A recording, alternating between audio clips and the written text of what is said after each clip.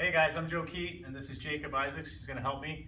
I wanted to put a video out, Jiu-Jitsu for idiots, basically, or submission grappling for people who haven't really trained submission grappling. Recently, I've been seeing some Kung Fu videos out there that deal with submissions and grappling, and I really don't want to say anything bad about other people. Other teachers can do whatever they want. It's a free world, and it's always nice to see different techniques. But as of late, I've been seeing some techniques that are really dangerous. One thing in particular, when you're stuck in a mount, your directive or your objective should be to get out of that position. So when I was learning Jiu-Jitsu, the way I learned first was, hey, you want to try something new? And less than 10 seconds, I was tapping out. I'm a person that is very open-minded. I love Kung Fu, I love all the martial arts, but it's about you as a person first and winning. That should be your style. Your style should be winning. So what I started to do is try to learn as much as I could about Jiu-Jitsu, and it's been, I don't even know how long, on and off, been training it, and started to really enjoy it and love it. But just like Kung Fu, there's a foundation that you must learn before you can learn all of the advanced concepts. So today we're going to go over the importance of position before submission. The video I saw was of a Kung Fu guy, and he looked pretty good, but when he started showing this particular technique, I really feel he's putting his students in danger, okay? When you're stuck in what we call the mount position, it is the most dominant position in Jiu-Jitsu and in most grappling arts that go to the ground. When the person is here, his objective is to first control my hips. If he controls my hips, I can't move. He gets his knees very high under my armpits, so I really have lost control of my hands, my waist, my legs. From here, he can obviously, just like in MMA, punch and throw elbows, and if I'm lucky enough to maybe grab him like this, in the video I saw, the teacher was teaching to actually try to do a guillotine choke. All right, now here's the problem with this choke. It's my arm against this person's whole body. So if he wants to put this arm in my throat and I'm here fighting and wasting all my energy, his back is just gonna make my arm exhausted and he'll finally get out. So if I'm here like this, the other problem with this is I can't go backwards. Okay, in all grappling, in order to get a choke or a lock, we need that small circle. So my shoulders can't go back. This particular teacher said to turn to the side and you can get the choke this way. You're really asking for trouble and you're putting yourself in a very bad situation. Okay, when I'm here, my objective is to get out of the mount. So if this guy is punching and throwing elbows, I'm gonna just be guarding and trying to either grab an arm, grab the head, and get this guy close. All right, so in this case, if I can trap an arm, okay, I want to put one foot here. Now, this is what I saw, and if you practice Jiu-Jitsu, you will laugh too.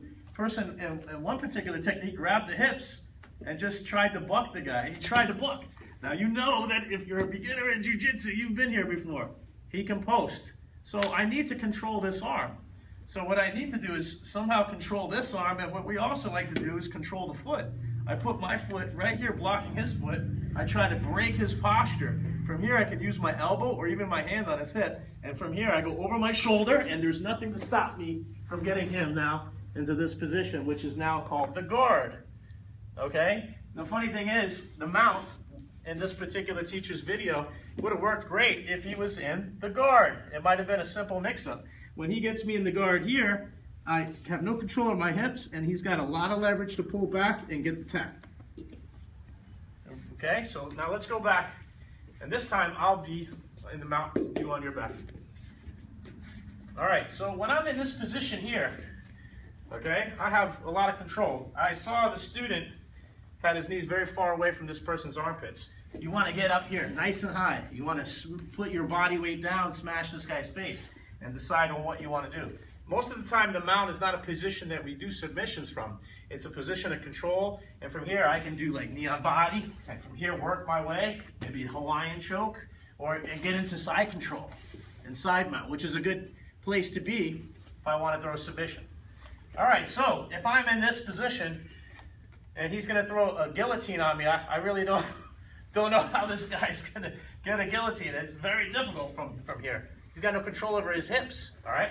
But let's say, for example, he does get my head, okay?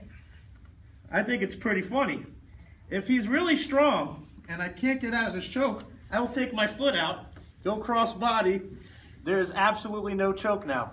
From here, I can just take and work my way out and get what we call the Kimura lock. I switch my hips, actually this way, lift them up a little bit, and I got the tap. Break the arm, okay? If I'm here like this, and he does the guillotine again, which I don't understand how this is gonna happen, okay? If I can get this arm into the throat, and this is what the teacher said, that he's going to use his other hand to move this arm out of the way because it becomes painful. So Jacob, use this arm and push my arm out of the way. Okay, great. Now I've gotten him to, he already tapped, I gotten him to let go of it. I'm gonna figure four this one, come out over here and get the arm triangle.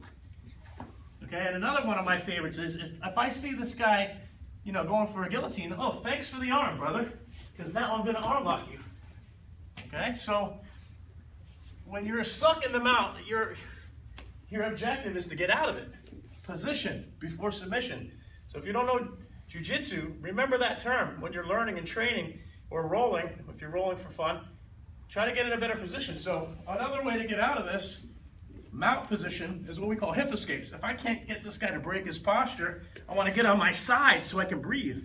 I like to get my elbows in here.